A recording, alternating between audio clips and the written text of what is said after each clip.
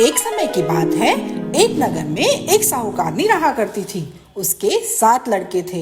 एक दिन की बात है, साहूकारनी जंगल में मिट्टी लेने गई।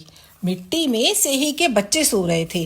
जैसे ही उसने कुदाल से मिट्टी निकालने की कोशिश की, उससे सेही के बच्चे मर गए। कुदाल को खून से सना हुआ देखकर साहूकारनी को बहुत दुख हुआ और वह बिना मिट्टी लिए ही वापस घर आ गई। उधर जब सेही ने अपने बच्चों को मरा हुआ देखा तो वह बहुत दुखी हुई और विलाप करने लगी। रोते हुए उसने दुराशीष दी, जिसने भी मेरे बच्चों को मारा है उसे भी इसी प्रकार का कष्ट होना चाहिए। इसके बाद सेही के श्राप से सेठानी के 7 लड़के एक ही साल में मर गए। इस प्रकार असमय अपने बच्चों को मरते हुए देखकर सेठ सेठानी बहुत दुखी हुए और इस बड़े वज्र जैसे भारी दुख को वो सह नहीं पाए और उन्होंने किसी तीर्थ स्थान पर अपने प्राणों को त्याग देना उचित समझा।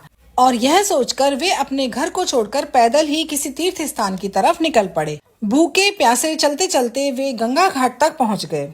वहाँ जाकर वे मूर्छित हो गए और घाट पर गिर पड़े। उनकी यह दशा देखकर करुणामयी माँ अहोई ने उनको मृत्यु से बचाने के लिए उनके पापों का अंत करना चाहा और इस अवसर पर आकाशवाणी हुई कि हे सेठ, तेरी सेठानी ने मिट्टी खोदते समय ध्यान न देकर सेही के बच्चों को मार दिया था। उसके कारण तुम्हें अपने बच्चों का दुख देखना पड़ा।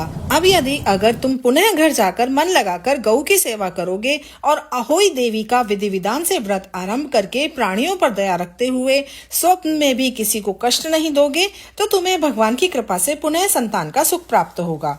इस प्रकार की आकाशवाणी सुनकर सेठ सेठानी के मन में धीरज आया। वे माँ अहोई का स्मरण करते हुए अपने घर को चले आए। इसके बाद श्रद्धा भक्ति से अहोई माता के व्रत के साथ साथ गौ माता की सेवा करना भी प्रारंभ कर दिया। उन्होंने सब जीवों पर दया भाव रखते हुए क्रोध और द्वेष का हमेशा के लिए परित्याग कर दिया। ऐसा करने से सेठ सेठानी पुनः 7 पुत्र वाले होकर अगणित पोत्रों सहित संसार में अनेक प्रकार के सुख भोगते हुए स्वर्ग को चले गए। ये अहोई माता जैसे आपने उसके अक्षम्य अपराध को क्षमा करके पुनः संतान का सुख प्रदान किया, वैसे ही हम सभी के सारे अपराध क्षमा करना और हमारे संतान की रक्षा करना। अधूरी को पूरी करना, पूरी को परिवार देना। बोलिए अहोई माता की जय।